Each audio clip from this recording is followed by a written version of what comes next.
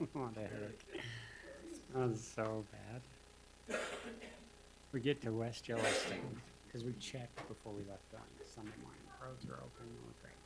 Get to West Yellowstone. The cop's sitting at the intersection. Like, well, if you're not going to Idaho Falls because the road's closed. So we pull up the map and the 15 was closed and everything was shut down. Yeah, from the Idaho border to Idaho Falls. And so we spent the night there. Got up in the morning and they were saying it was going to be possibly 2 days before the road was open from West Yellowstone to Rexburg. So the roads through Montana were open, so we got to go back up to Bozeman all the way around. Because we sold 4, and then I had some people that lived down here that bought a couple, so we were just hauling them home for them.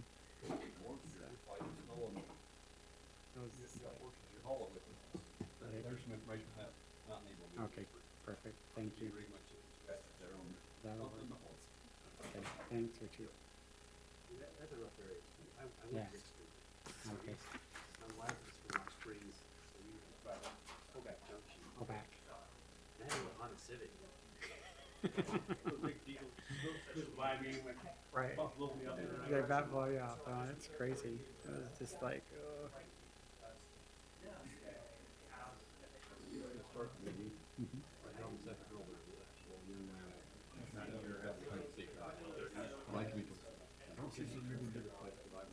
okay. Maybe kind of pointed out to Bill. Point that to Bill.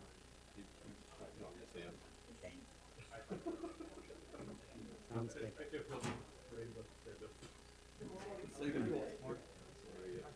Morning. How are you been? Did you have a chance to read both versions of this? Mhm.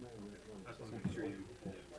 Yeah, I'm a little concerned about the second one. Yeah. Branding the farther. Oh, perfect. It opens up the kennel and sport other areas. I think it addresses two specific. Okay. The needs of one part. Part description.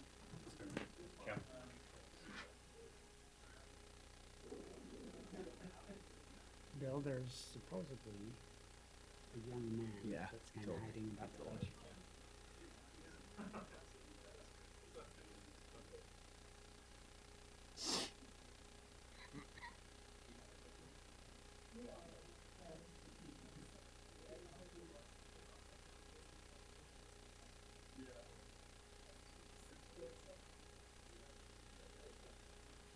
Okay, ready?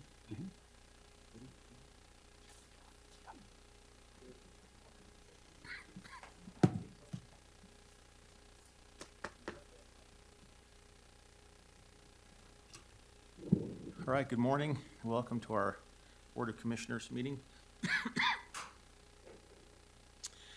As always, we'd like to start with a prayer, reading, or a thought, and the Pledge of Allegiance, and we look to the audience for volunteers to help us out with that. Are there any volunteers who would like to help us out with a prayer, reading, or thought, or a Pledge of Allegiance? What would you like to do? The pledge? Fantastic. All right. Any others for a prayer? Yes, please come up. Just state your name so we can put it in the record. And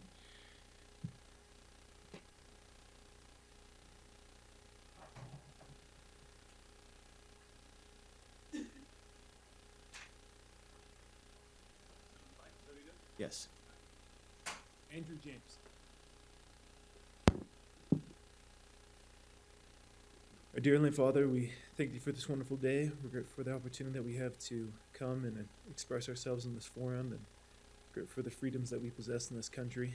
We are thankful for those who are in the military and those that protect us, and we're grateful for the ability that we have to participate in our government, and we pray that we'll always be able to be secure and be able to have those freedoms. We pray that we'll be able to have the Spirit today as we discuss, and that we'll be able to be kind to one another. And we pray that we'll be able to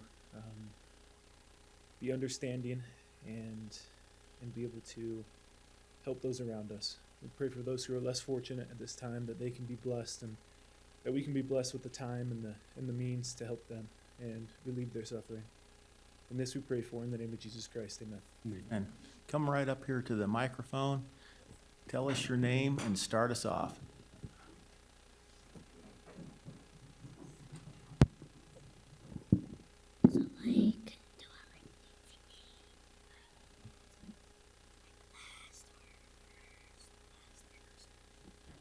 My name is Lance, and I'm going to say the Pledge of Allegiance. I pledge allegiance to the flag of the United States of America and to the republic for which it stands, one nation, under God, indivisible, with liberty and justice for all. Thank you, Lance. Thank you for both of you and participating with us on that. All right, looking at our agenda, just for housekeeping purposes, if you'd like to speak to any item on our agenda, if you just come up and we'll announce you, and then you state your name as we get to that agenda item. And then if there's general public comment, that'll be in the end. So on our consent agenda, we have a number of items on our consent and a number of items on our regular agenda. For just purposes of organization, we're going to place all those items on consent right now to either be ratified, approved, or as stated on the agenda, and then we will pull off from our now consent agenda items that we'd like to talk about, and so we'll go down through them. On our listed consent agenda, Justin, I'm wondering, it's okay with the commission to leave it on consent number 3, but there was a question about who the individual was that was mentioned on the last page. That's Robert Stevens. And then and I'm assuming that we would be approving the revised minutes in both 3 and 4. Okay. And from our published agenda, consent agenda, if we could hold number 20.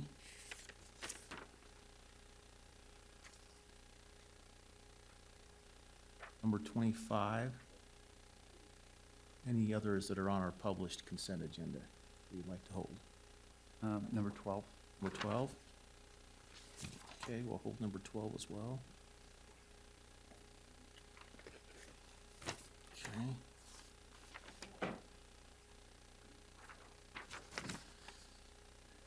And then going to our regular agenda to pull off from our agreed to consent, number 1, number 2. It's been asked that we strike number 5. Is that okay? Mhm. Yes. Pull off number 6. Strike number 8. If that's okay.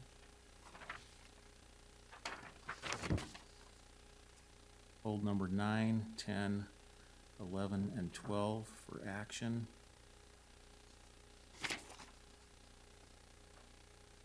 Number 17. Any others? No. No.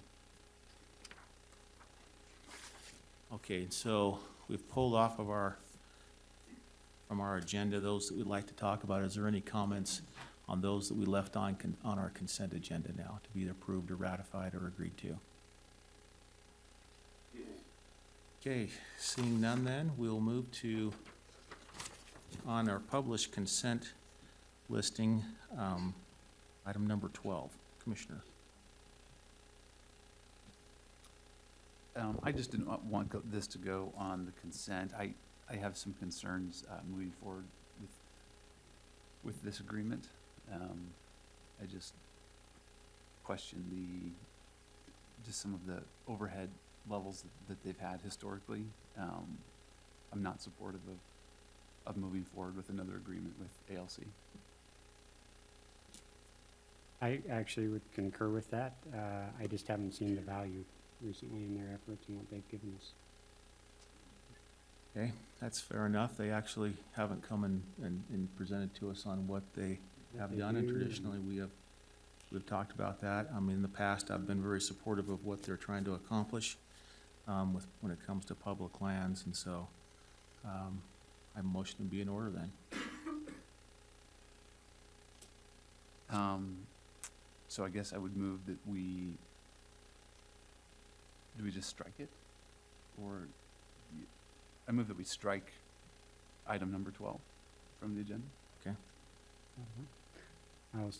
I'll second that. Okay, I got a motion and a second to strike agenda item number 12. All in favor, say aye. Aye? Aye. That passes 3-0. Mr. Chairman, is your intent then to have them come and present at a future date? Is that what your intent is? So I can report that back to Mr. Shawcroft? Or you, after this termination of the contract and non-renewal? My understanding is that this was a new contract. Nope. Oh. No. No. My thought was that we'd probably have them come and actually present and give value or not. That's what I was thinking we were doing with the. I'm fine with that. Yep, thank you. Okay, with that, we'll move to number 20. I see the letter, you know, from now former district ranger, because we have a new district ranger, Paul is. Yep. Paul came and met with me yesterday as well. And. That's recent change, so. Yeah, recent change. Couple of questions. I did ask him about this as well. Couple of questions is that, do we need some sort of an agreement besides just a letter that they have sent? Because the letter that we have on the documentation is just an ask. Correct. And I feel like we should have at least some sort of understanding on what we're doing. We do have an agreement in place for the seasonal closures that we already do with the Forest Service. At least the way Mr. Garcia, the former district ranger, had explained this to me, what they were looking at is if we had, particularly in the burn scar area, the Spanish Fork and Payson Canyon areas, if we had an instance where we had, say, a thunderstorm that was coming through or had come through and caused some damage, they wanted to be able to have some gates in place, like on Benny Creek, Nebo Creek, places like that, that we could close in conjunction consultation between Public Works and the Forest Service for a temporary time while we get the road cleaned back up and get it back safe for the public. We could do a formal agreement on something like that. I'm not sure exactly what all we need to do with that, and I'd kind of turn to legal counsel for that recommendation. So. I did talk a little bit with Rob about this. I think it would be wise for us to have an agreement on there so that we know that there's a renewal process that we're gonna go through. It's not just wide open. Right. And also what the procedure is for closures. I mean, it's a sensitive topic to close Correct. roads. And I think that the public needs to know exactly what that process looks like and how it's gonna be, you know, upheld. So I would prefer that we have some sort of document in be fine with place that. that, I don't have a problem with, you know, seize the closures, because I think it helps to keep people away from sliding off roads and getting stuck up there and causing all kinds of other. In some places, the roads are impassable, so. Right. And if we don't have, this is Robert Moore, County Attorney's Office, if we don't have an agreement, then at least if we had a resolution on behalf of the body stating how long we allow the roads to be closed or something of that nature. Okay. So we can work through that, yeah. I think that would be a good thing. I'll work with these guys on that. Okay, so do you want to work on that then and Yeah, we can work together on that. continue it to our next meeting? Was 2 weeks enough, Rob, to? Well, I mean, to contact the Forest Service and see what that, so I'd say give us a little bit longer than that, if that's okay. Yeah, I think the They're not intent planning for on when we get opening into the summer thunderstorm season is what the intent is on. So I think 3 weeks would be okay. Are you meeting in 3 weeks, or is it 4 weeks? I mean, 2 weeks. And I then know next week you don't have a meeting, 2 weeks you do. I honestly don't know the week after that. I haven't looked. Okay. Do you want us to just strike it so Yeah, that you just can bring it just back strike up? it, we'll bring it back. Okay. Yep. Okay. I'll move to strike consent agenda item number 20. Second? I got a motion and a second to strike consent agenda number 20. All in favor, say aye. Aye. Aye. That passes 3-0. Thank you. Okay, number 25 is to approve and authorize the commission chair to sign a grant agreement.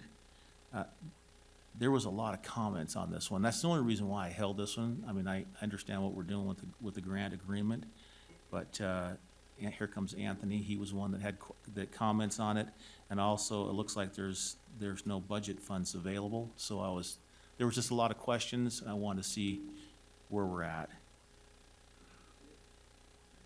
Well, I'll state for what my comments were related to. The contract says that there's an amendment to the state contract number, but there's no reference to what our contract number is. So it was hard for me to evaluate whether or not like the amendments were comprehensive and it addressed everything in the original contract. Plus, whenever we do an amendment, it's always nice, I know for the commission, they like to know what the original contract is to determine whether or not they actually want to amend the time and extend it out. Or it might be something that they are happy with it just lapsing. And so that was the only thing with this one I made a comment about, was that I wasn't able to make a legal determination because there wasn't the reference to the actual underlying document. Okay. And I don't know it off the top of my head, so. That's okay. Now, I don't know anything about the funding. I know that there was a This- comment. This is but- money that comes from the state for Phragmites removal, and then we actually do the work on behalf of the state and with their funds to do that Phragmite removal around the lake. Usually, I think the comment was more along the lines of usually we have it in the budget and then we expend it and then we get the grant back, or is this different than that? I believe that is the case. We do have a line item in our weeds budget for grant funding. There's a dollar amount in there that we anticipate what we'll receive in grants over the year. And that is typically in our weeds budget, so I believe that is in there this year as well. Is there any timing, sensitivity with this item? As far as if we need to pass it today or. Yeah. I don't think so. What they're looking at is extending it out through June, to give us the time to actually get the work done. It expired, I believe, at the end of 2018, and they were looking to add another 6 months. The only reason to I it. ask is there might be, I mean, both to gather some of the additional details, but there might be opportunities to coordinate another project in this. And there's something else in this exact same area that I think Yeah, we'd be happy to look at that. might make sense to connect on, so I would be fine. Just, I don't know if there's other comments, but to me, if it's not signed, Would we need more than a couple of weeks, or what? no, I don't think so. Is that, you talking about that little field trip thing that we're doing? No, I'm just talking about other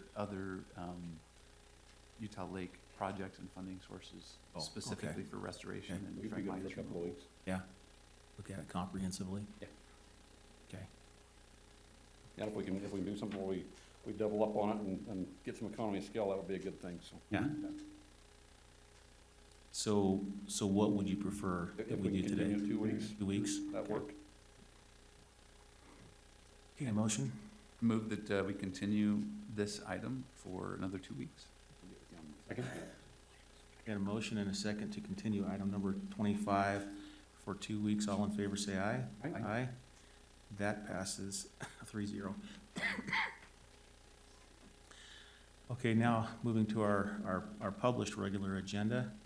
First up is to approve and authorize the commission chair to execute an agreement with Orem City for TRCC tax funds to assist in the construction of an Orem City Geneva Park futsal court. Futsal. Do you want to come up and talk about that? It has gone through our process. The TAB board has given us a recommendation. We appreciate that. Commissioner Steve Downs and Kenna Matthews, both the City of Orem, just appreciate the opportunity to have this seen on the agenda. Just for those obviously in the public, this is to construct the first futsal courts in Utah County. Specifically, we're asking for money to help light these courts to give the additional play value throughout the year. There are a handful of courts in the state of Utah. None of them are lit currently. We hope to have these ones lit so that the neighborhood, specifically those that'll benefit from this amenity, will have that opportunity to play throughout the year. This is part of a bigger project. We're looking to renovate Geneva. We have some federal dollars that are helping because of the low-income nature of that neighborhood. It's about a 40% Hispanic neighborhood, and so the opportunity to bring this amenity into their backyard is important for us. It's important for them. As Commissioner Lee suggested, this was recommended by the TTAB, and we appreciate the opportunity to ask for your support as well to make this happen. And we're obviously available for any questions. Any questions? I didn't have any. I don't have any questions. So I know that the board recommended a $50,556 recommendation to us. I I look at that, personally, I look at that quite heavily. That group does a great job of recommending. And so I tend to start there. This is a great project. There's no doubt about that. I know we're in the process of trying to find out, you know, on those fundings, where we're at and what we're doing. We're trying to do a little more for the future. And this one here has come forward with us. And so with that, well, I guess the question would be, if it was, for me, if we follow the recommendation of the board with that $50,000, is that gonna be hurtful to the project? Obviously, any money that you can get is a good thing, so I recognize that. I'm just trying to follow that, or how can I build, personally, how can I build on that, and say, well, we should go more? Yeah, no, That's the and, question. we appreciate that. Our request obviously was for 90,000, and it was thought out, you know, meticulously with our project budget in mind. We have the money right now to construct the futsal courts, but with the 50,000, it would require some additional fundraising, which we would of course be willing to attempt in order to get the lighting. The lighting is about $160,000 for everything. Now we have worked with Rocky Mountain Power to do some help to get maybe some of the price down with their purchasing power with some of these lighting companies. The request of the full 90 is what will allow us, I think, to get the lights. But obviously, anything that is given will be supportive of the project, and we appreciate it. We would just need to go back to some of our other private partners that have been supportive and ask for some additional support in order to make the lights happen. Okay. Your recommendations or thoughts? I mean, I would second the point that Commissioner Lee made, that there is a review process happening to really evaluate what are the criteria that we won't want to look at for the best use of these dollars. Because it's a challenging thing for commissioners when you see projects like this that are happening throughout the county, and they all are positive for the community. But we're trying to develop, you know, a way to be a little bit more objective about it, and to set some clear criteria. And that being said, you presented to the TAB board last year. I think that this is a project, and my approach has been that some of those good projects that have been through the process and have been recommended are kind of grandfathered through on the old process. But I make that comment just to kind of make others aware. And I also think that, you know, I think the cities that participate on the recreational side, you know, I think that there should be a rotation between the cities, right? And so, but I'm happy to support the city of Orem on this one. And I think that we need to continue to give all the cities the opportunities to kind of rotate through. And I would be comfortable staying with the recommendation from the board on the funding level, recognizing the value of the project. So. All right. Ready for a motion? I will go ahead and move that we approve regular agenda item number 1 with the fiscal note of a $50,500 award as recommended by the TAB board. Second? I had a motion and a second to approve and authorize the agreement with the $50,500 as stated. All in favor say aye. Aye. Aye. Aye. That passes 3-0. Okay, number 2 has a bunch of stuff to it. Let me get to it here. Just to approve the property tax actions contained in the recommendation letter. There are a number of them in there, 1, 2, 3, 4, about 5 of them or so. I would like to talk about the Franklin School, the Bushnell, and the, is it Huckstep? Those are the 3 that I would like to look at. Are there any others in that, the other 2? No. Which ones did you say? Franklin Schools, Bushnell, and Huckstep. Yeah, I'm good with those. Okay, so the other 2 will proceed as documented then, that are on the notice. Let's start with the Franklin schools. We've already talked about this one. This one has come back to us for decision. Great, thank you, Mr. Chairman, Board of Commissioners. Paul Jones from the Attorney's Office. Franklin Schools, Commissioner Ainge asked that this be continued out 2 weeks. He wanted to take a look. I think of concern was kind of the timeline, and it was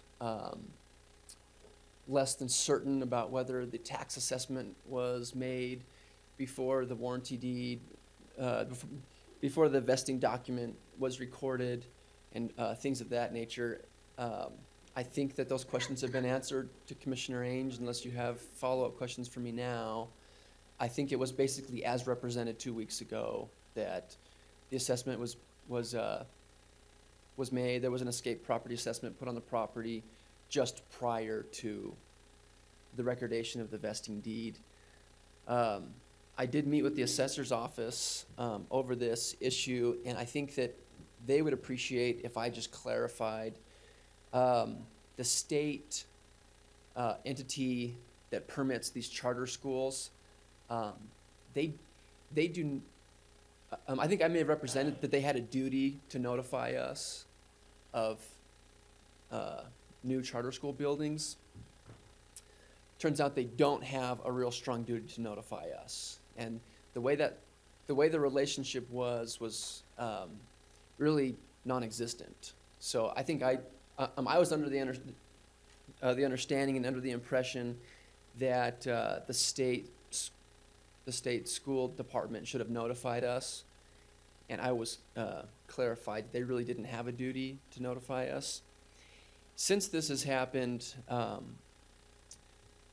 so when Franklin was built, the requirement was that the charter school notify the municipality or the county. And I think it's a fair interpretation that wherever you're building, whether in a city or in the county, is who you notify. And so I'm sure they notified Vineyard City, and they wouldn't really have had a duty to notify us. The state is currently, they changed it to where the charter schools moving forward will have a duty to notify the affected local governmental entity, which I don't think is super helpful either. But they're working towards specifically requiring new charter schools that build buildings to notify county assessors. So I think the ball's rolling as far as putting the duty on the charter school to notify the county assessor's office. Of course, that's moving forward, and that's just for your information. I will Can I note, just make one comment Sure. on that? This is obviously a hole that we want to close. right, And I think that it's fair to have the state to say, hey, there's a logical reason why our process isn't really working on this, because charter schools are pulling their permits directly from the state. So I understand, and I'm entirely in favor of trying to put all of this as much as possible on the state to say, hey, you have an obligation to notify the county so that our assessor's office can do their jobs. At the same time, we can't control the state, and our assessor's office needs to make sure that since we're aware of this hole, that we do something on our own in our process to monitor the charter school, monitor somehow what's being pulled somehow in Utah County, because this is a real amount, and it's happened multiple times. And so I think we need to have our own backstop mechanism as well to ensure that this doesn't happen. right. Peter Jepson's been talking with the gentleman from the state who is over this, and of course the state's trying to put that burden on the charter schools. But he mentioned that they wouldn't be extremely cooperative with us in giving us the information from the state, but that we could send grandma requests or, work through those functions. But You have that's to send a grandma request to get that information? that's what we're hearing from the state, is that they're not just going to give it to us; that we'll have to request it through official channels. But you're right. I mean, whatever it takes, I think we can work it out, and we can do that. I'll note that Ms. Price is here from the charter school. I don't know if she intends to make comments today. I don't have any other comments unless you have questions for me. We've had this on a couple different agendas now, but. No, I think that I've, maybe one clarification that seems to stick out there is the difference between, an LLC and, Right. and an LLC and how that Yeah. plays, because, my understanding of LLCs is probably different from some of the conversations that I've been hearing. So I want to make sure and clarify. Right, no, that's a good point. I have taken the occasion to look at this. I asked Franklin Schools for all their chartering documents. I asked for articles of incorporation, and they were very, Ms. Price was very forthcoming. They've provided all of that. I've looked at the IRS standards. So the school is owned by an LLC, 320 East Gammon Road LLC or something like that. However, that LLC is treated as a disregarded entity because it is owned by a single parent entity, which is the Charter School Foundation.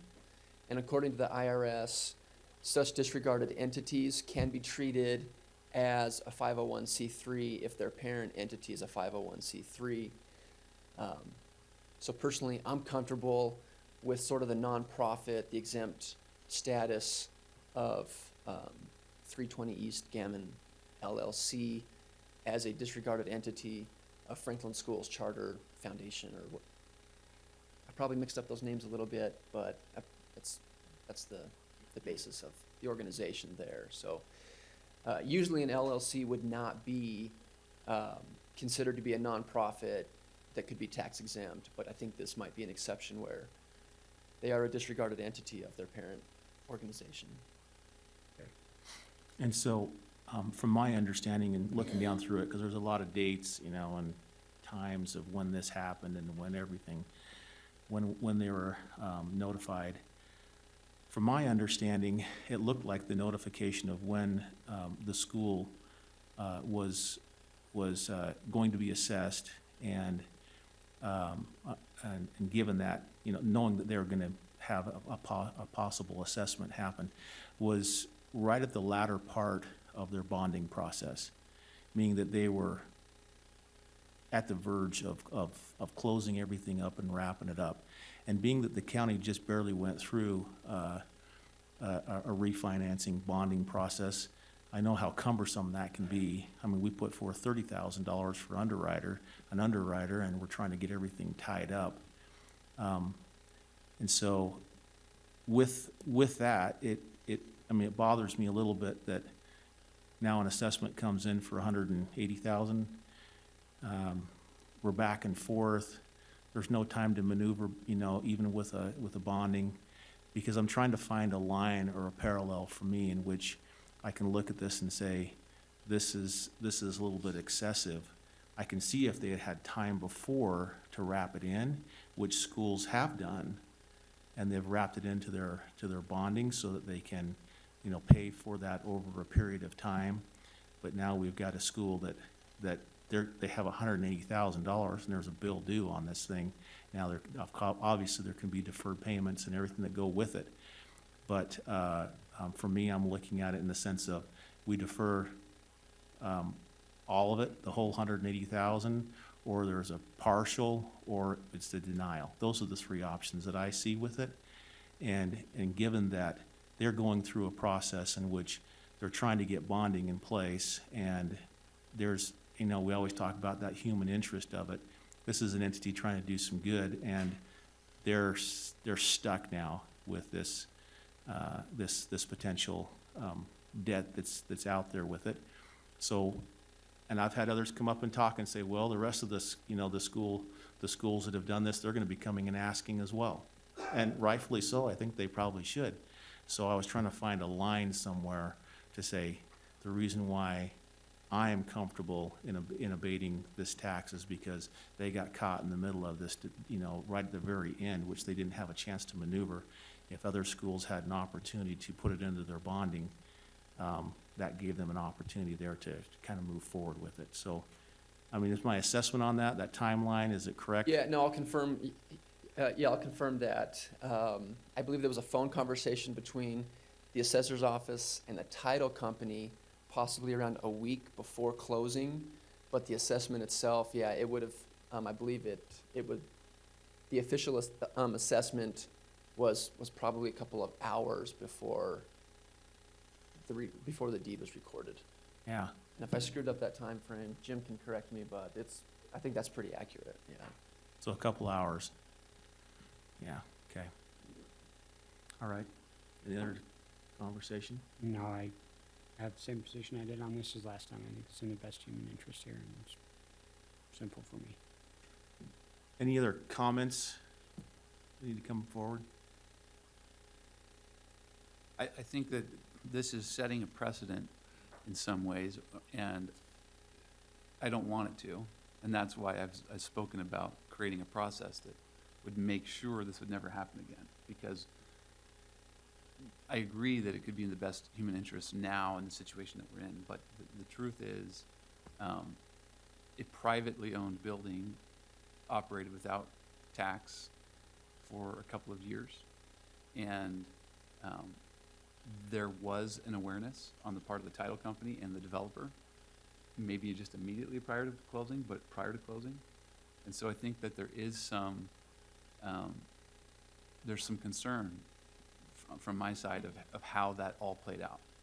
And so my vote for this is only, and I would really like to hear with a lot more confidence and certainty from the state and our own assessor's office that we can find a way to avoid this, because otherwise I think the decision has to go another way. Because as much as we don't want to set a precedent for behavior by a title company or by a private developer, at the end of the day, it's in our control. There's no opportunity to avoid those taxes if the tax is filed and the assessment is there prior to the closing. And so that is what's in our power to make sure this never happens again. Right, I could tell you, so the state's trying to kind of place the burden on charter schools, but in addition to that, they've let us know that they would respond to grandma requests. So I don't know if the assessor's office is going to be, I don't want to speak for them, but they're probably willing to file grandma requests. And then, of course, 2 weeks ago, Chris Paulson provided the information that they are getting a new piece of computer software that will compare aerial images year after year. And so that's a second avenue we have to kind of look for new buildings and things of that nature. And I fully concur, Tanner, the process needs cleaned up. I'm just tired of charter schools getting treated like the redheaded stepchild and punished for trying to educate children and held to different standards than others. That's my problem.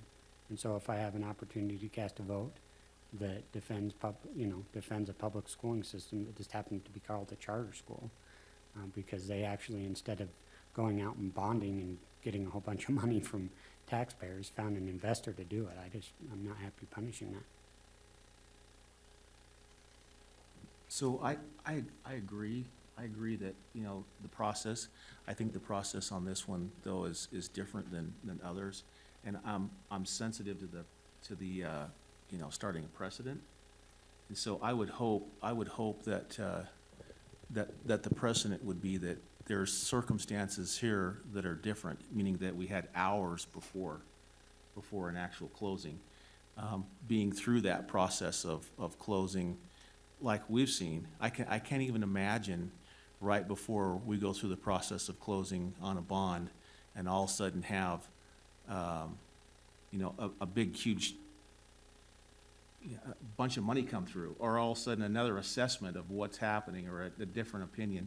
It would seem really confusing, I think, on a bonding process. And I would hope that would be the precedent, that if we got caught, or if somehow it was caught, hopefully it doesn't. Hopefully we change it, and we change it to the point to where we know beforehand, and everything can be wrapped into a bonding process all the way through. But if we don't do our work, if we have to do grammar or whatever it is to find these things out, then we won't get caught in that.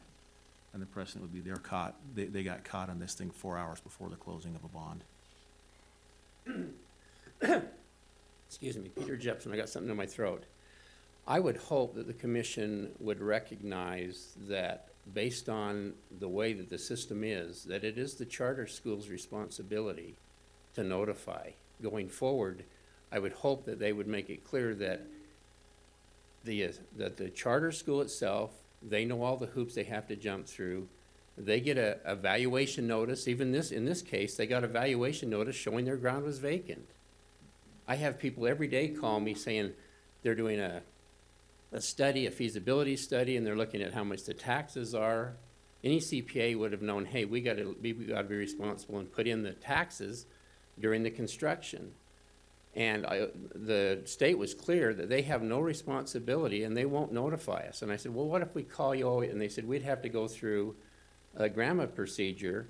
The assessor's office right now is so understaffed to try to burden this and say, we're going to shift this onto the assessor's office. I just don't think that that's fair. I think that I would hope that the commissioners would set a precedence and say, for whatever reason you vote, you do what you're going to do on this case, but let it be very clear that it is the charter's responsibility to notify all of the entities that are involved. I talked with him at length and said, can you at least put in there not just the involved amenities, and the county assessor to make it very clear. He's going to do that. He said, I think we can do it without a legislative approval, but I hate to see the responsibility shifted to where they say, well, the health department should have notified the county assessor, or the county assessor should do GRAMA requests. That's just not the way that it's set up. And so I think that I would hope that there would be an admonishment that no, we are going to expect that the charter schools notify the county assessor. And then we can do our work. Even when we have building permits, sometimes we blow it and we don't get it. And to expect it us and to put the blame on us with the staffing that we have and the number of permits that we have, it's just not realistic. It'll happen again.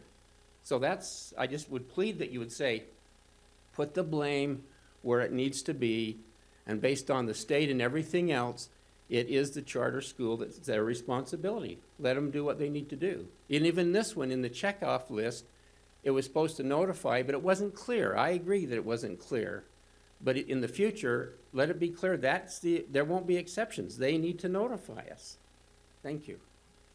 And in response to that, I fully support your position. I think I'm looking at this from a little bit bigger perspective picture rather than the tiny details of it. I'm looking at this particular issue from a human interest standpoint. And for me, the broader picture is this, again, it comes down to this treatment of charter schools in general. And I'm not disagreeing. I don't think that you guys should have to shoulder the load there, or that because the health department knows, you guys should magically know. That's an incredibly valid point. My comment is to the greater problem is that we need to stop treating them differently than we do the public entities, because I think the model is exceptional. So why are we punishing with taxes a public education model that is very good? Excuse me. Bert Garfield, Deputy Assessor. I just want to point out that even though it sounded like they had just a few hours to deal with the taxes, when it first came to light that we hadn't picked up the buildings yet, we informed the title company that taxes were going to be recalculated and we would notify them of the taxes. And that was at least by October 12th. The taxes were recalculated on October 17th. So I agree, it wasn't necessarily hours, I guess is what I'm saying. We told them that we're gonna have to recalculate the taxes. We finished it on October 17th, notified them at 10 a.m. what the taxes were, told them to inform the parties. At 2:30 that afternoon, they recorded it. So it wasn't that they only had hours, they had a few days, so just want to point that out. Appreciate it. Sorry, Jen Price, Franklin Discovery. I just wanted to clarify the timeline from our perspective. We didn't get a copy of that email until about 3 o'clock that afternoon. I saw that it was timed at about 10:30 the morning the morning of closing when we signed our documents. And so those documents were all signed almost simultaneously to when that email went out. And then later when we got back to the school, the email was forwarded from the title company to us. So our celebration for closing the bond was very short-lived.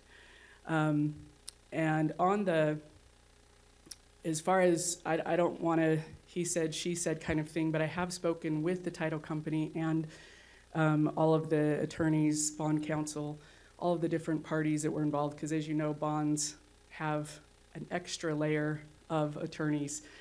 And they indicated that that conversation that took place a week before was regarding the fact that our property actually has 2 different serial numbers and that there was no mention of escaped property taxes. And so nobody at the school or in bond counsel was aware, from our perspective, that this bill was coming. So it wasn't that we were trying to hurry and close. That closing date was set months in advance, and we simply proceeded and then got the notice of the $180,000.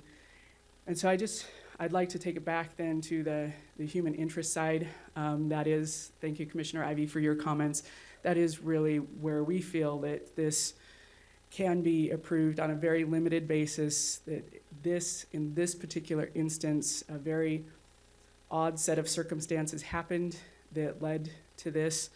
And so we would like to have you keep in mind the whole classroom of kids that this bill represent, or the bill represents, and base the abatement on the human interest side of it. Thank you. Do you have any questions for me on timeline or any of that issue? No. Any other public comments? All right, we'll bring it back up here to the board then for any further discussion if discussion is needed. On this Okay. one, A motion to be in order? you want to do this one alone? or Oh, you wanna work maybe through we the should, other two you had questions on? Yeah, let's move to the next one. Although we'll probably need at one point in time to clarify as we look at these. We can do that at the end. So the second one is the Bushnell. On the Bushnell application, here the homeowner is in advanced age and was suffering from fainting, and she was hospitalized, and then she was in a rehab center from November 22nd through at least some point in December. And because of that, they claimed that she was unable to pay her property tax on time, and she was late, and they're asking if the commissioners would abate the late penalty. Okay, I've read through this one, and in advanced age is 92 years old, as they stated. And she's been paying property taxes for 60 years from what they state in here too. Look at her history to see she's on time. Anybody that has dealt with grandparents or others who are trying to live out their life on their own knows that there's always challenges that come up. Yes, some fainting going on. She went into a rehab center, but when she came out, I find it very ironic that one of the first things she thought of, and she shouldn't even had to have really think about this, was, oh, I didn't get my tax stuff paid. That's what was stated. I think that's just unbelievable to me, and so I am all for abating the $48 or $49 because there's multiple properties involved in this. Correct? Yes. And I would like to hear from anybody. Maybe this is a challenge, but I feel strongly enough about this one, I'm going to make it. I'd like to hear from anybody who objects to abating the penalty, not the tax, just the penalty, which is about $49.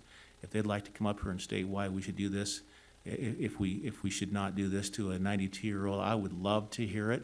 And if anyone wants to object, I'll pay it myself. Well, I recommended denial, but, If you want to object to it, I'll pay it. my recommendation is simply based on all of the county processes worked perfectly. Of course, if the commissioners want to go under 1347 best interest, that's up to the board. But, and I wasn't alone either. Come on, people. No.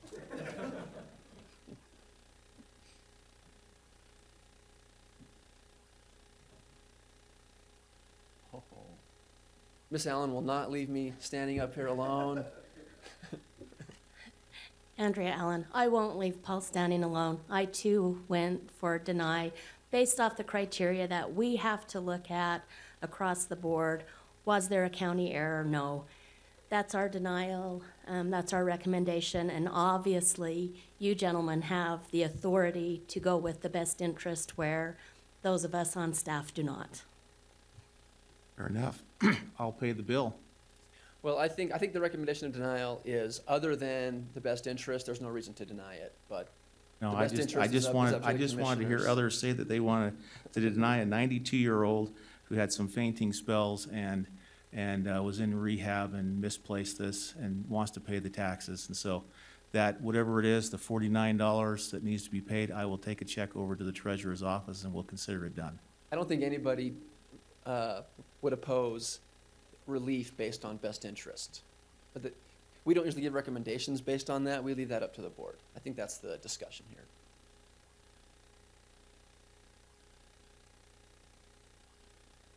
Okay, I'm next trying item. to decide if I want to make Bill pay $49 or not. I'll be honest. Oh, I'm planning on going over and paying for it, 'Cause so I- we might 'cause I we might was as well fi- make the motion. I was fine that debating it's- the fee, that it's- but now I I'm- know you are. I just wanted to hear others say that they wanted to, have a 92-year-old pay it.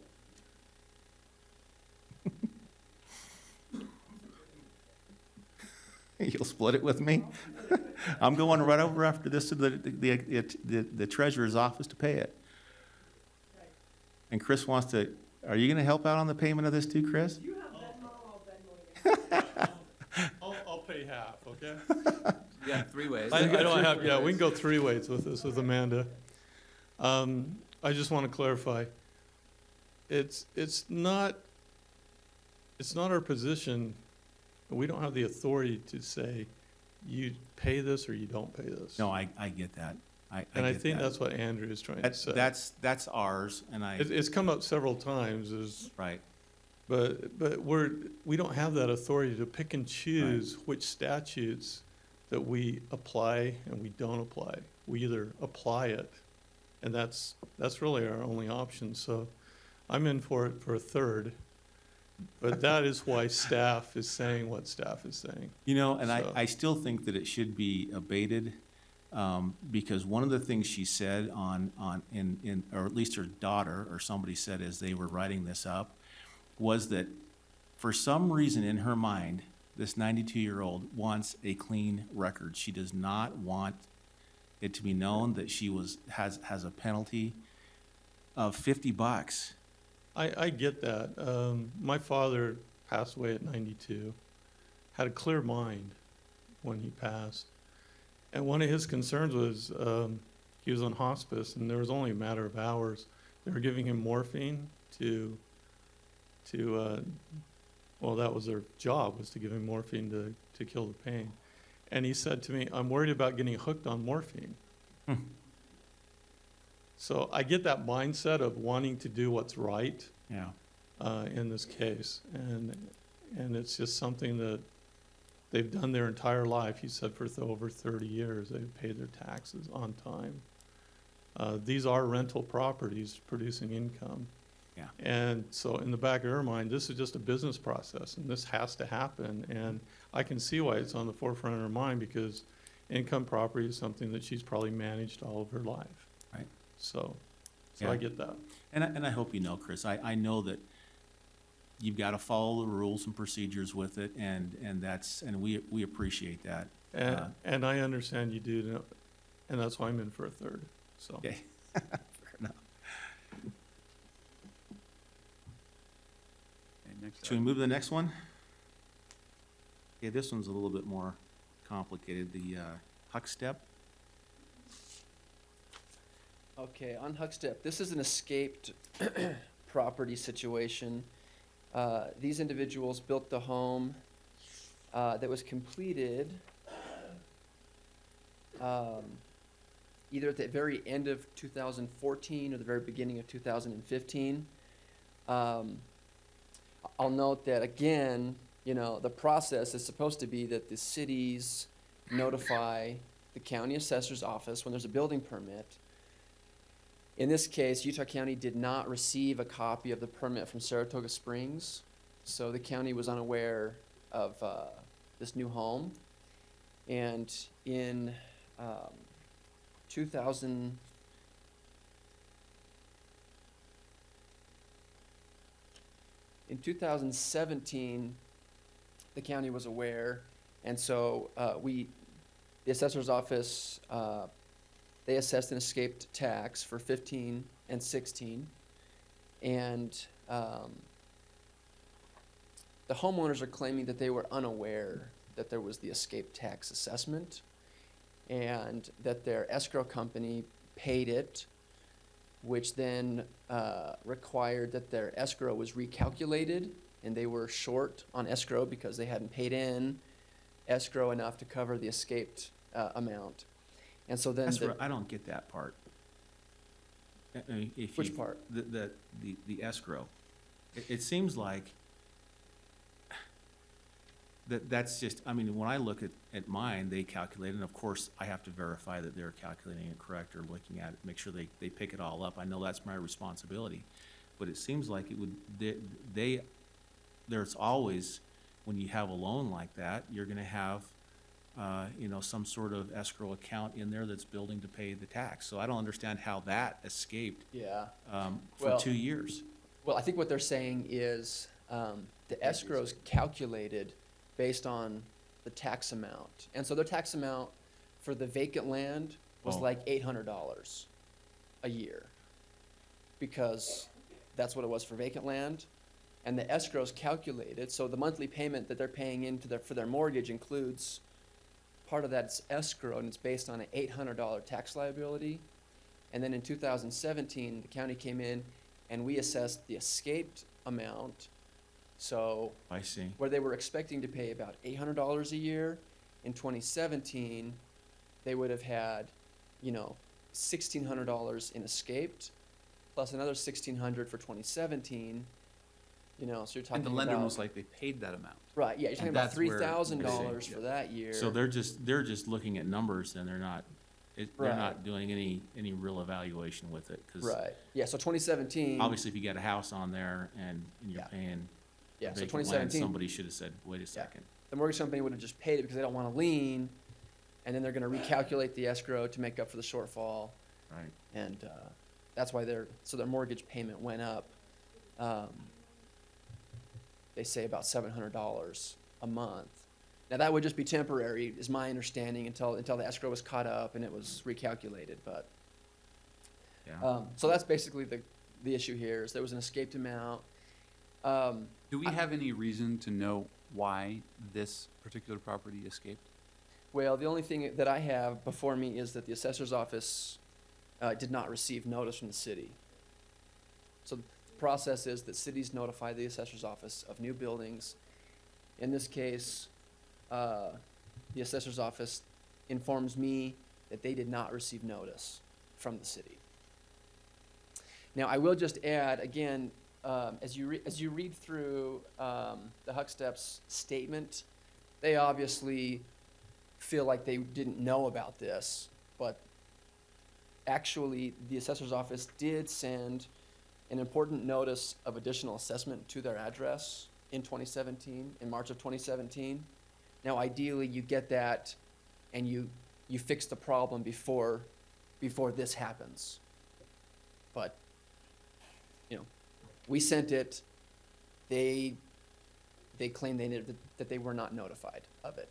But ideally, you say, oh, I got this escaped amount. If I just go pay that or whatever, it's not going to affect my escrow. And that's when you sort of clean it up. And in this case, it didn't happen. and now their mortgage what happened, the fallout happened. But this was not just the ordinary course of a new home, and there was a delay in the assessment. This was actually escaped. This is By the escape, time they yeah. purchased it, it would be reasonable for a homeowner to expect that the full value of their property was being assessed. Yeah, now, of course, we could ask Chris what the actual timeline is. There may be a couple month lag, or I don't know how long it takes to get into the system. I don't know the timing on this, but it could occur that a building permit is taken out in February because we value as of January 1. That year's assessment would be based on vacant land. Because of January 1, it was vacant. The building permit would take out in February, March, the house is built, they move in August. But the taxes for that year would still be based on vacant land. The new home wouldn't be picked up until the following year. So there are situations like that where it's quite common. That first year of payments is, the first year of tax is actually based on the vacant land, not the residence. I think this case extended beyond that first year. It was a couple years after that they got hit with it. Correct.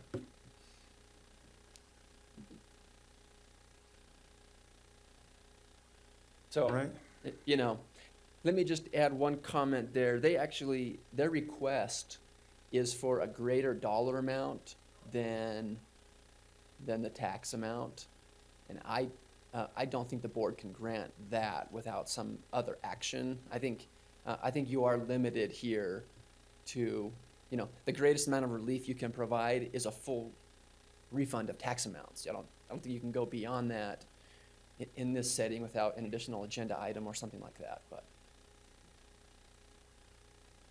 I know Jim came up to the front. Is there something I missed here that's important, or? I just wanted to clarify that there was a warranty deed and a deed of trust recorded on this property on 1/22/2015, so it was complete, and they owned it after it recorded on the 22nd of January 2015. And it's unfortunate. We don't like to find escape properties. We're just following the code on these and how to handle them.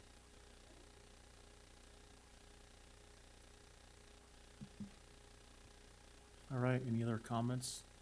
Public comments? All right, we'll bring it back up here to the board. Any discussion that we need on this? I would approve this, but I would recommend an abatement for the Saratoga Springs property. So I would switch that from the recommendation. Right, that was recommended deny. Correct. So let's see, I'm not quite following what you're. on the, what's the last name again here? Huckstep. Huckstep? On the Huckstep property, I would recommend abatement of the full amount. The amount The amount that you requested, said that or we the are amount allowed to. of tax, yeah. By action. Mhm. On the other item, Conflicted on this one. Okay. Just, Can I just interrupt? Did Yeah. you move on from Huckstep yet? oh, no, it's the Okay. last one. Right, yeah, I didn't know if you were going back Oh. up. On Huckstep, just so we're clear, so there was an escaped amount in 15 and 16, and they also, I believe, requested the difference in 17 as well. I just want to make sure that your motion, or that your recommendation, or whatever it is clear. So the 17 amount wouldn't have been an escaped amount, right? That would have been in the normal assessment pattern, but they are requesting that to be abated as well, the difference between the vacant land assessment, because they felt like they were notified late on the 17, and that's kind of when their mortgage situation sort of started. So I don't know if you wanted to, we're recommending to abate the escaped amount in 15 and 16, or if that extended into 17. Just wanted to. well, I'll let Commissioner Lee make his statement. Yeah, part of it was that, I don't know, I'm conflicted on this one. just a little bit. I think that it's kind of the same process, though, with escape taxes. When they knew, I don't feel like I have all of the information that I need for it, but I don't know, I looked at the other commissioners on it. I really don't think that we should abate the 17 part of it.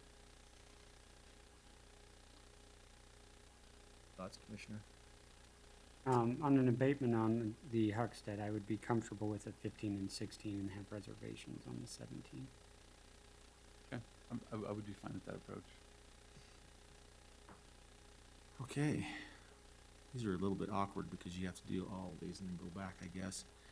Do you want to, how should we do these? Should we do these on an individual basis, or does it feel like we have a certain amount of, we probably ought to do them on an individual basis, since I think we're going to have differences of The opinions. motion ultimately will have to be combined, right? The motion, yes, so maybe we should craft it and then do then do the motion. Is that fair enough? Yeah. So going back to the Franklin schools, there's three options there to abate the entire amount, which was roughly $184,000, or to abate part of it, or to deny. I'm in favor of abating the whole amount. That's my position. I think it's going to move forward. I would say partial, just again because of my concerns, but understood that there was a error made on our side, so I'm fine moving forward. Okay. The Bushnell one, Seems like you're paying. we're gonna. Can we? I'll pay I mean, for it. is there some way that we can achieve all objectives of making Amelia and Bill and Chris pay, but also make sure that she's doesn't have a penalty on her record? Yeah. You can't have it both ways, Commissioner, I'm sorry. Yeah. Well, On the Miriam, I am perfectly fine waiving the fee. even if it's how does that work? If it's abated, I can still go over there and pay it, right? Make it in kind. You can pay next year's. You can pay next year's. How about that? Everyone's on. You guys are on the hook. But I would Like I talked recommend to the abating. partners now, are we? There's nothing to pay, so. but still. But you The can treasurer make would this- the treasurer would actually probably refund it to Mrs. Bushnell. What we'll have to do is we'll have to take those out that said that they shouldn't do that to a 92-year, oh, anyway, I won't go on with that, to lunch or something, I don't. You can just make it in-kind donation to the county, right? In-kind donation to the county, whatever it is. I'll hold to that. If that's what we can do, I'll do it. Okay, so I will move that we approve this item with the changes being that we abate the tax owed to Franklin Charter School and the Bushnell, Commissioner, that's including all penalty and interest on. including all Franklin. penalty and interest, and that we abate Mrs. Bushnell, is that the right Mhm. last name? And the Huckstep property for 2015 and 2016. Second. And you probably want to include in there that the other two are as With the rest of them I think that's- as written. as written. And the Huck step was the escaped amounts in 15 and 16. Correct. Okay, I got a motion and a second with the various changes in there. As noted, all in favor say aye. Aye. Aye. That passes 3-0.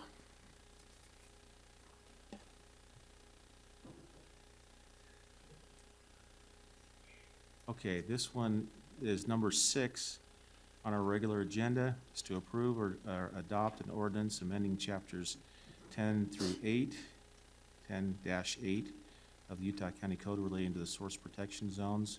We have two versions on our documents.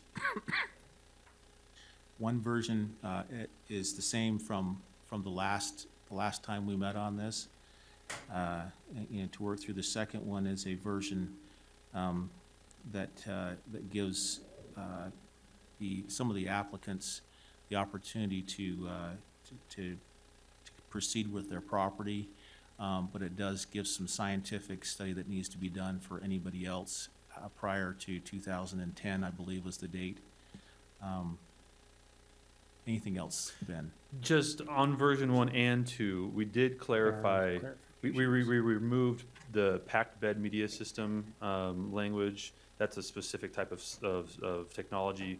We broadened that out to more general contaminant reducing alternative system, just so it captures future improvements in technology. But that is the gist of it. So on that one, can you point to where that is? Yes. Where that removal is? In Which version you looking 1, at? Version 1. 2AI and 2BI. On the second line, it says contaminant reducing alternative on-site wastewater system. Previous version during the work session said packed bed media system. We believe this is an improvement in the language use. I really appreciated you making that language change because it broadens it and makes it so that any type of advanced technology or future systems are incorporated and considered into this. And so would that be in the same in the second version? That's too? correct. I'm sorry, you're under I? Yes, so section H, 2AI. H2. On page 10 on both.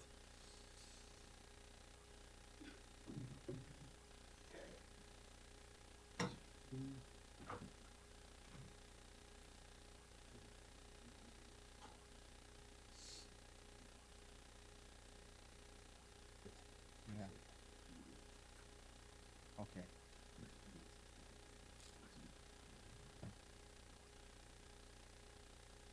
It's not redlined. So it's redlined? It's not redlined. It is in the definitions, though. Yeah. In my version, it's redlined. Well, I'm saying it's from the packed bed media. Oh, I change see. Because to the alternative. both system were change. changes, so yes, that's correct. Yeah, okay. And the purpose of this is just broadening for the future. That's with, correct. Individuals who are looking to. Okay. I did send, I sent you some wording, you saw some wording. Did you see that wording? Yes, I did. Did any of that wording make any sense to you in the sense of how it looked versus the wording that's in there? Wording that was proposed left out certain contemplations, I guess, if you will. It wasn't as airtight as the way we have it worded today. Okay. Okay. So with the is there any public comment on this? It looks like there is some.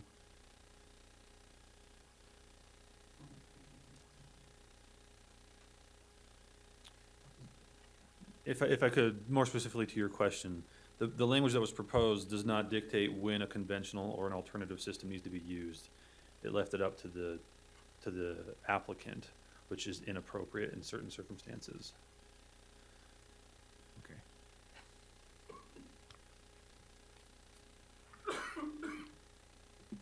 Jill Taylor, Secretary, Covered Bridge Canyon Property Owners Association. I think what the proposed language said was that if, this hydrologic-based study was done showing that there was no contamination, then you could use conventional-based.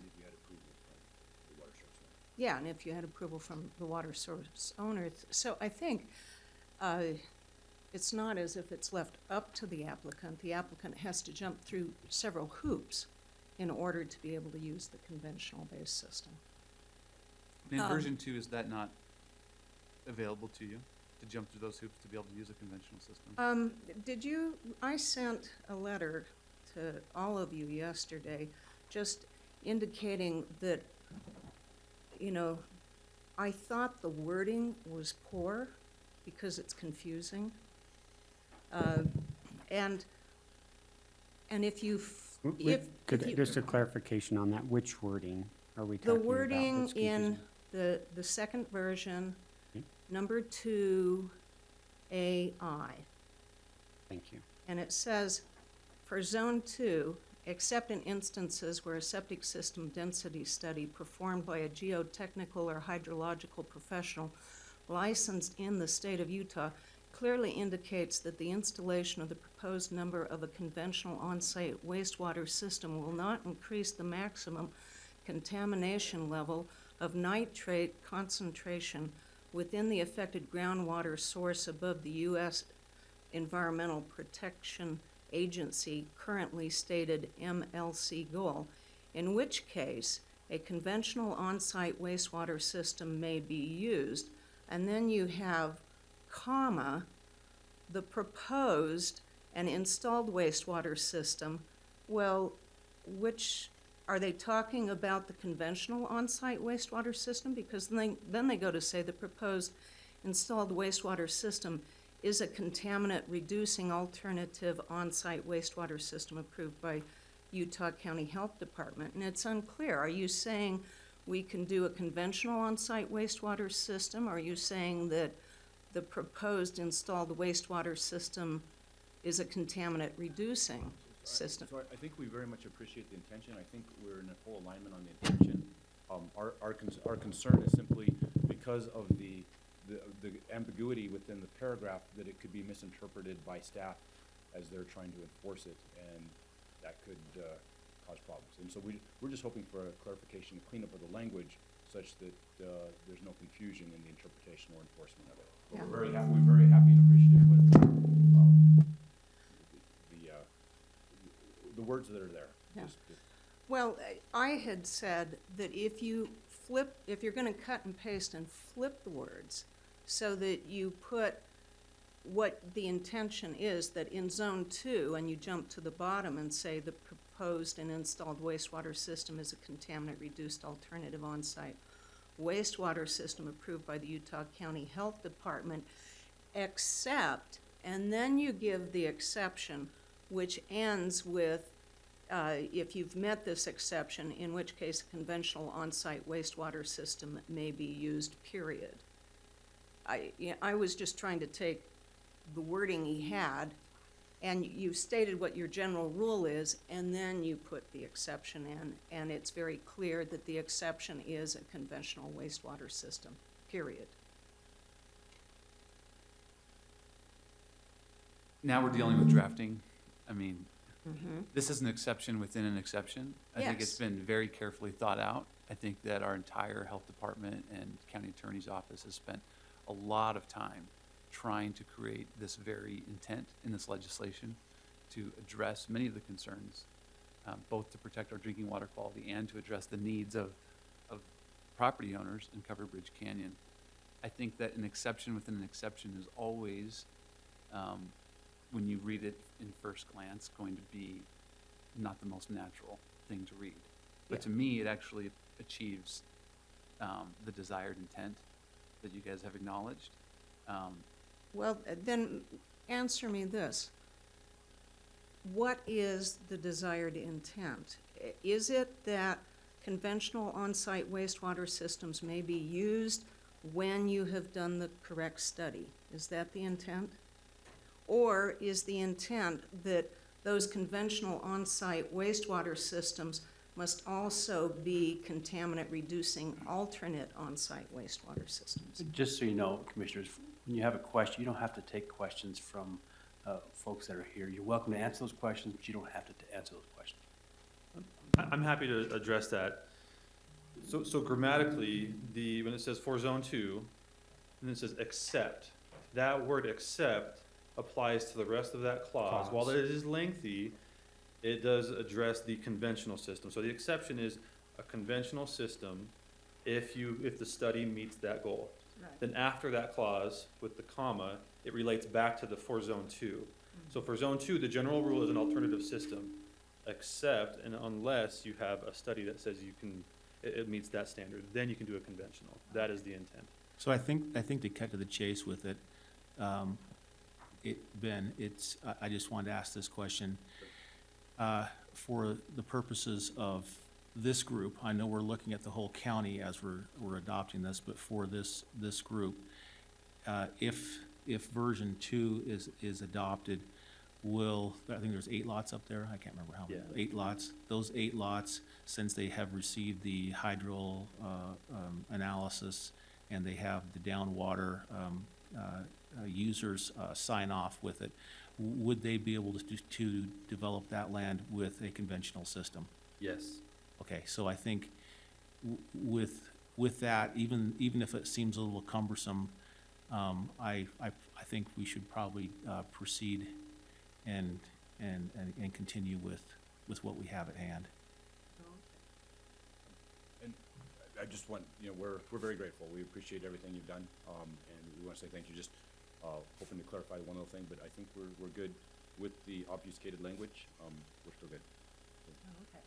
As long as it's in the record, so at some future date, if somebody in the health department. This is all recorded in the record. Is yeah. interpreting this in a different way, because it's not as clear as it would have been if you would have just stated the rule and then stated the exception. I think that Justin will make sure that it's in the record.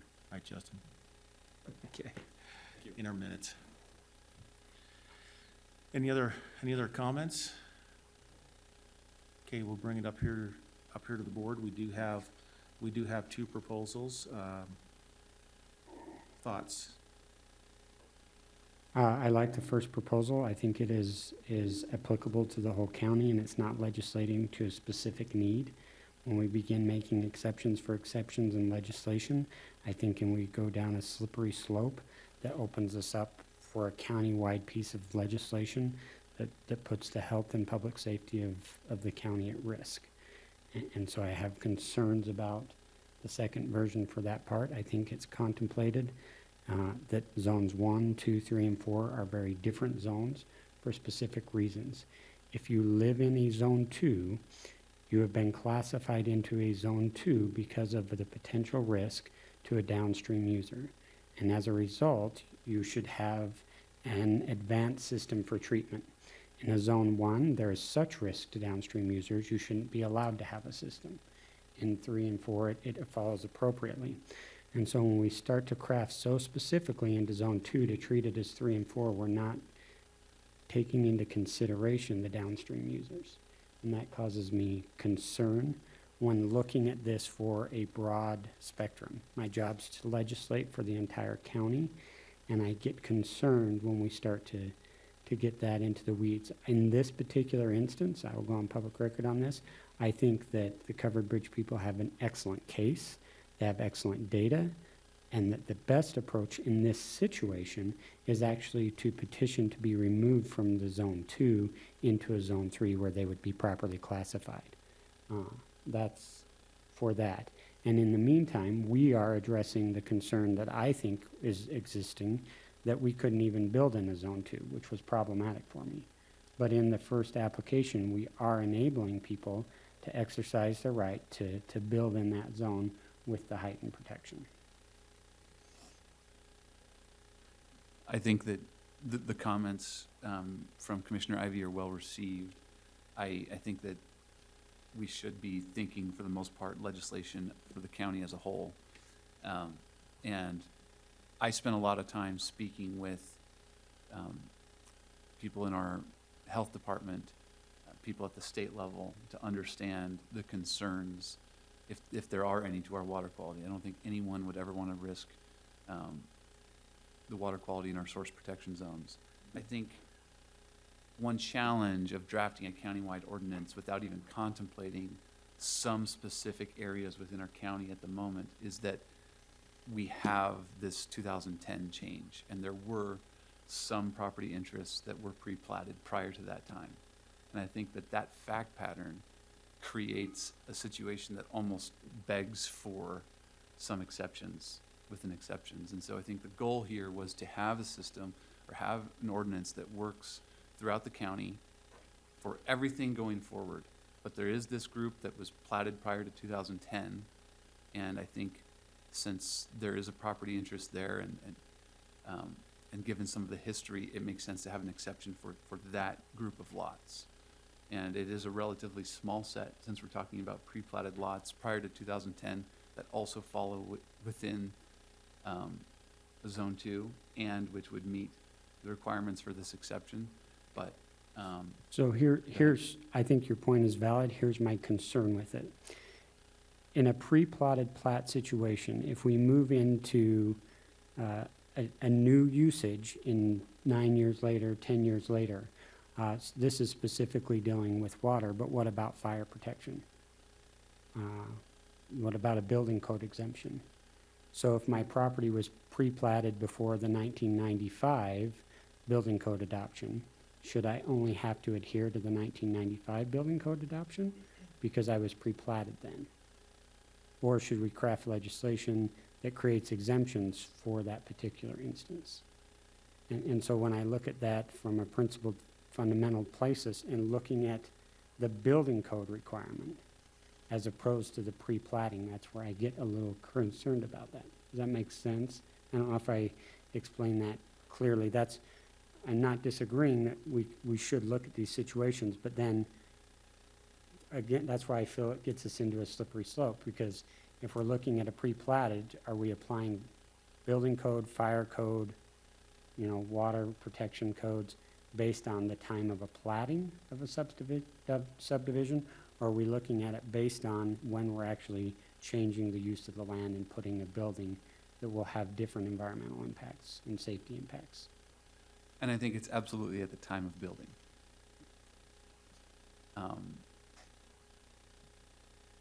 So there was an argument made during the process, which I think that this, and I don't know if Ben would want to speak to this, but I think there was an argument made throughout this discussion that it should be, the building permits, right? Or that this is a permitted use and therefore should continue. And I disagree with that argument. I think that we obviously have the ability to revise our standards and protect our environment on an ongoing basis, and people building at a later date have to follow those revised regulations. But in this case, I don't know, Ben, you're standing up. I don't know if you wanted to speak to this specifically. Well, Commissioner Ivey, we had the same concerns, which is one reason why we didn't amend different portions of this ordinance. I don't think anything in the version 1 or 2 would accept people from building up to current building code or fire code. It would just be for wastewater. And that's, I guess my concern is, does this open up a can of worms for them to come back in and try and make adjustments to those other areas of building code or fire code? Are we creating, again, we're talking about precedents, right? And this is a discussion.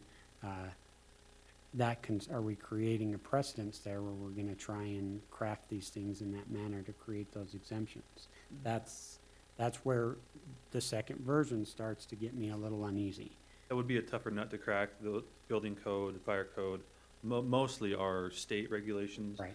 There's some county portions that are regulated, but it would be more difficult. It could happen though. And I asked that very question during this process, and I think that might people ask for exceptions, additional exceptions? Yeah.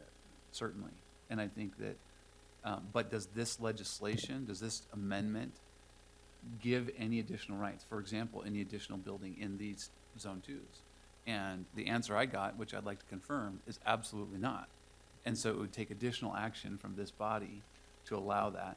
And I will state for the record that I would not be supportive of that, because I think that... You're referring to new construction that wasn't pre-platted before 2010? Yes. Yes, And this was specific in mind with, we looked at the universe of pre-platted lots that would meet these criteria to understand what we're dealing with.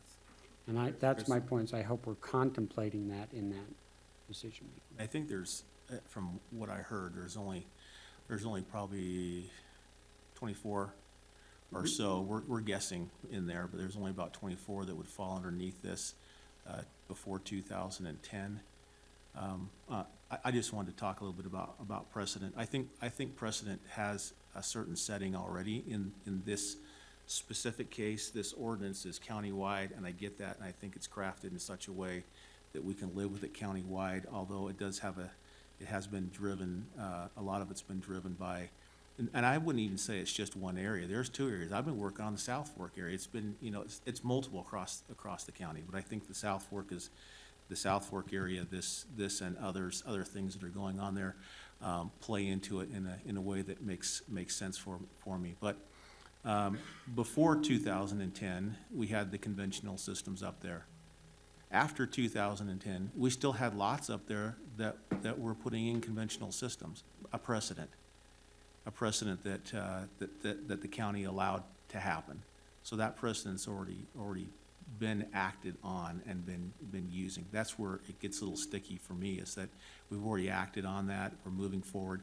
What I like about version 2 is that there's scientific study that goes into these. So even those who are before 2010 that are not a part of Covered Bridge, they're somewhere else, the other 16 or so that are out there, or 12 that are out there, they still have to go through a hydrologic study, and they still have to have those who are affected the most, and that is the downstream users, sign off on it.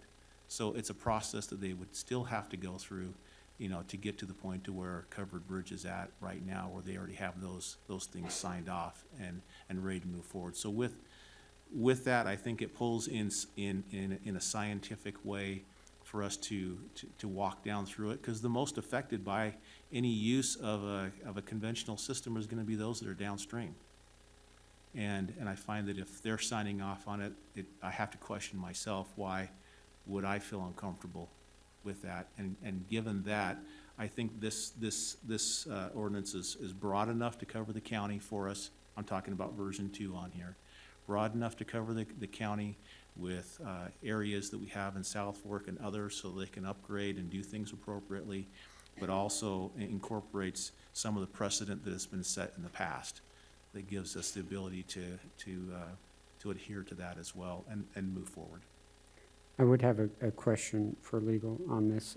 In regards to the sign-off from the downstream user, what type of legal protection does that give the county in the event of contamination? Sure. And recognized by the county, I am specifically recognizing that in a lawsuit situation, it's the taxpayers that are paying for this contamination. So it's not an unknown entity. It's when I say what protection are we building in for the county, I'm saying what protections are we building in for the taxpayers in the event of contamination, if this were to be polluted and enter into litigation. Right, that's a big consideration we had as well. It is by no means a written waiver or indemnification releasing all claims in the future. It's not that, but it would be an affirmative defense that the county could use, not only from the downstream user or if there's approval from the state as a first shield, but if there's a conventional system in a zone 2, there would be the geotechnical engineer's license on the line as kind of a second layer of defense. The county would likely be brought into that lawsuit. We'd be named, and I recognize we'd be named. My question is right. Are we building in here enough defensible mechanisms for the county to be protected? I believe so. Any other thoughts? None from me. Motion to be in order? Go ahead. Good. I'll move that we adopt an ordinance amending Chapter 10-8 of the Utah County Code relating to source protection zones, version 2. Second. I got a motion and a second to adopt the ordinance as stated, with adopting ordinance version number 2. All in favor say aye. Aye. Aye. That passes 3-0. Okay, thank you. We will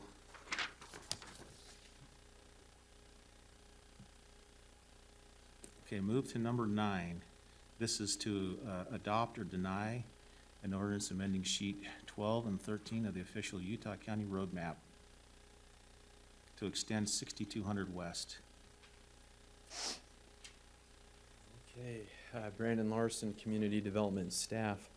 If it's okay, I've got an additional map for you that I could, if it's okay to approach the commission.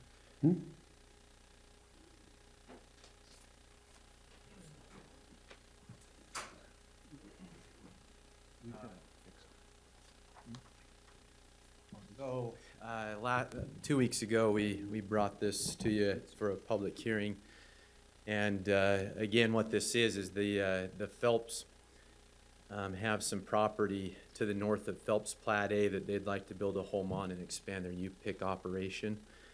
And that property is currently landlocked, and so they're proposing to extend 6200 West to that land to basically provide access to that land. And so what they've done, we've got items 9 and 10, and I kind of will speak to both of them if that's okay. But because they go together, essentially to extend that road, we couldn't do it with just one application because you can't have a cul-de-sac in a plat. And so what the proposal is to take the road, the current road, extend it to the very north end of the plat, and then have a cul-de-sac outside the plat to provide access to that additional land on the north.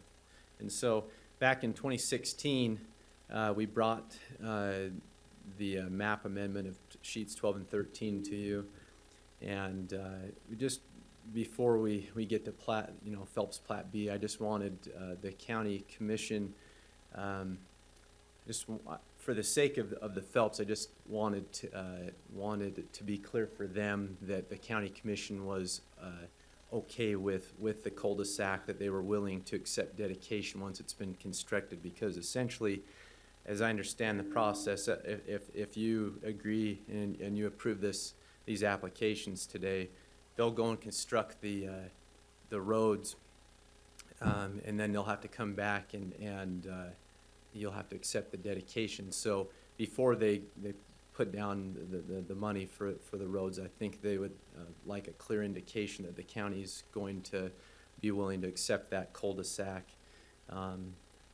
And again, staff has enumerated a number of conditions in the staff report. A lot of them come from the county engineer who has reviewed the road plans. A couple of things that were unclear the first time that we brought this to you in 2016. There was some design criteria. There was an issue of whether it was designed for 25 miles per hour or 40 miles per hour, and I'm speaking of the road here. I spoke with Glenn Tanner of Public Works yesterday, and he said that issue's been resolved. And so I would assume that that it's now designed for 40 mile per hour standard. And the reason they wanted that was because of future connectivity issues. They wanted to make sure the road could handle capacity when hopefully another road comes down from the north and perhaps east. The other issue was an access easement to provide connectivity in the future. Just this morning we were able to get an access easement from the Phelps, and that's what's on that map. It shows an easement that would be granted to the county from the cul-de-sac going east, the width 56 feet through their property, and then it would run north, kind of lining up at 6,000 west, and there'd be a 28-foot width there. The reason for the two different widths, that 56-foot width is running entirely through the Phelps property. The 28-foot width, again, lines up 6,000 west, and they only own about half of what would essentially line that 6,000 west. So they're proposing to give an easement for that portion that they own. So what we did in 2013, we had a similar extension in 2013, and what we did in that situation was we brought the proposal to the county commission and said, County Commission, this is their proposal, and we recommend that you basically give an indication that you're willing to accept the dedication after they've constructed the road. And so that's what I guess I'm suggesting here, is that you give them an indication if you're willing to accept that dedication in the future if they build it according to the road plans that have been reviewed by the county engineer's office. And so at 40 miles an hour. Yeah, that's my understanding. The road will be built so it can handle. That's my understanding. Well, Richard, I don't know if you can speak to that. My assumption is that it has. I know they had a concern about it only being able to be built to, or the original design was only 25 miles per hour. And I asked Glenn if that issue had been resolved, and he told me yes. And I didn't get a lot more Yes, clarification. And that would be on the radius on the curves on the section that's indicated on the map. For the extension that would go forward where it'd make a couple of 90-degree bends, those would have to be signed differently with some warning. Those would not be a 40-mile-an-hour design, but we have a lot of 90-degree bends on intersections throughout the county, so Yeah. they'd just be signed I appropriately. wanted to see you make that 40-mile-an-hour turn, You'd right have to turn. go really quick to get around there. That's what e-brakes for. Mr. Chairman, I think you, and Brandon, I'm sorry to say this, but I think you have to be careful. I don't know that you can make a commitment here in a meeting that something that is not noticed up, not planned for. I think you can say that you would look at it favorably or otherwise, but I don't think you can make a full commitment here today because it's not before you. Sure, and I don't mean to make too strong of a, I just know in 2013, there was some type of indication that the county was favorable, they were favorable towards the plan that was presented, and then the dedication was brought back after the road was constructed, and it worked well. And so just trying to help the Phelps out and make sure that they have a good, feel like they're on solid ground moving forward, so. Okay. Any other I questions? don't have any questions on this one. Any questions? So I know 9 and 10 kind of go together, Right. but we'll probably have to just do them separate, doing 9 first and then Right. look at 10. I- Or do 10. I mean, you Correct. spoke to both, so we're. Mr. Chairman, let me address also something number 10.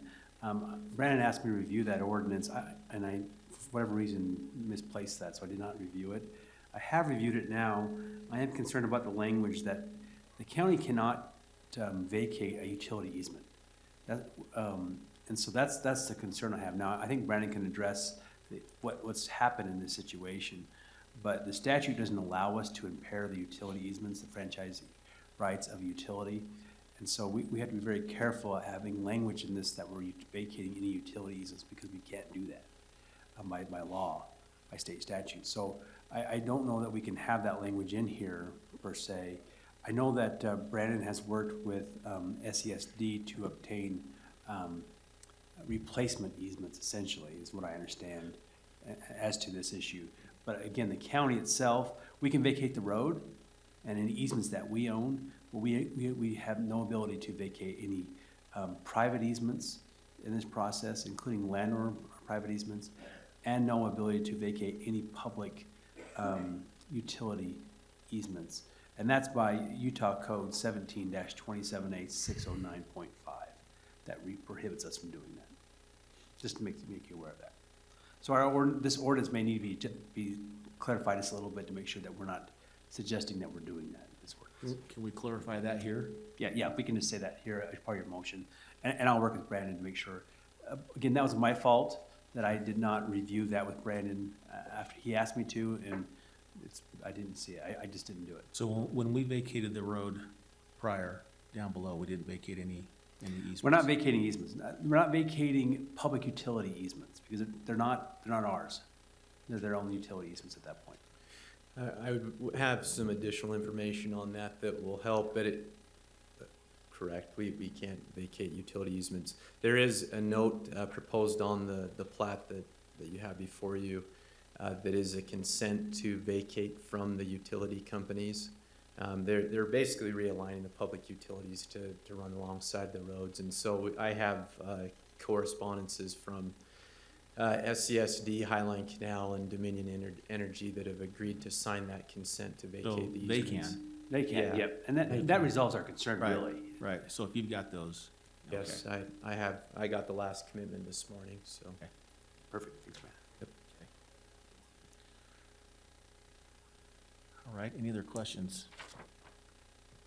So a motion would be in order, and in that motion, should we put there that we'll consider, that we need to consider we can't,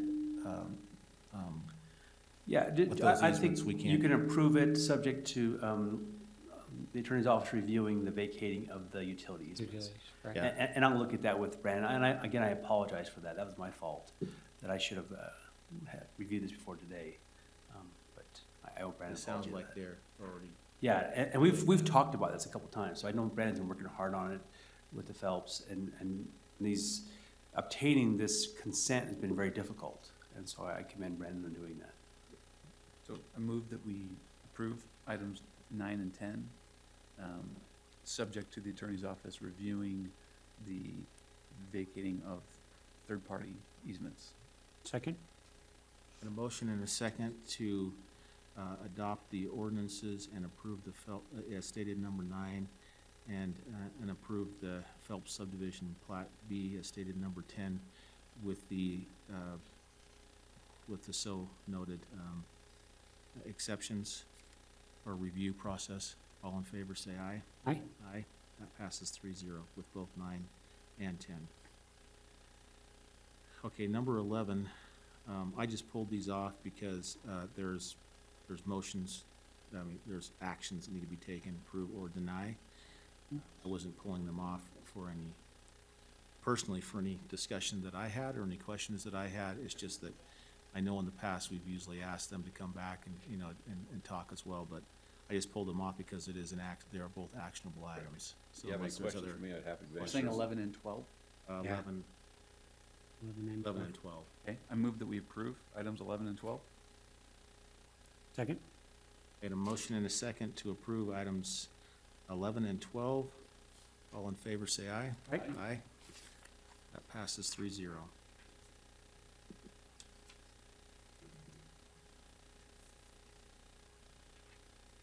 Okay, number 17 is to approve and authorize the commission chair to sign an interlocal agreement between American Fork City and Utah County Department of Drug and Alcohol. And the only question in here is that there's no money in this line item. Heather Lewis, Prevention Department. We do have the money available. The state has given us funding to pay for this. Our finance person just needs to create that line.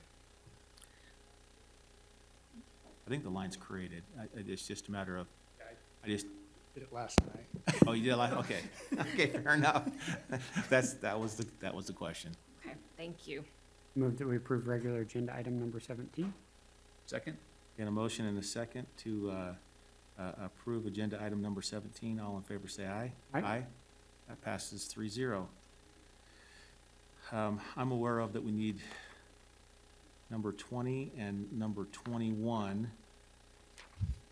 We can, unless there's any others for 18 and 19, I don't see any others. And on the motion for number 20, if we could also mention that we will be holding another meeting with this one on number 20 tomorrow with the date 27th at 12:45 p.m. at the commission conference room.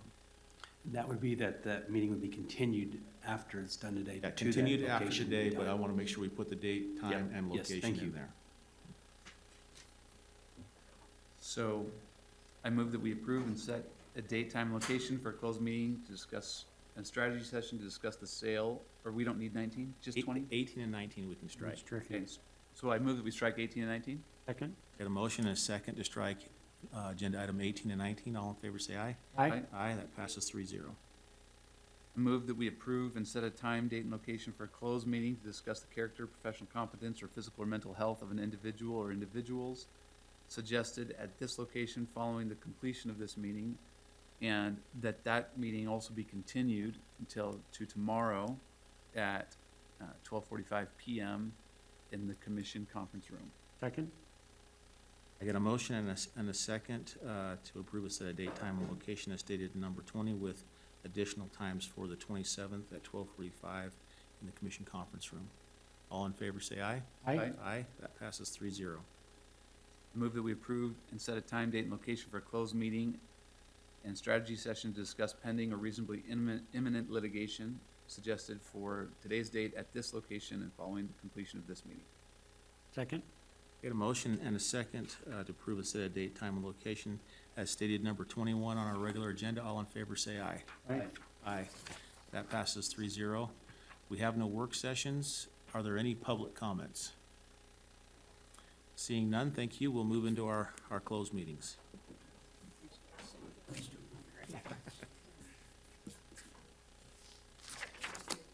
Hey,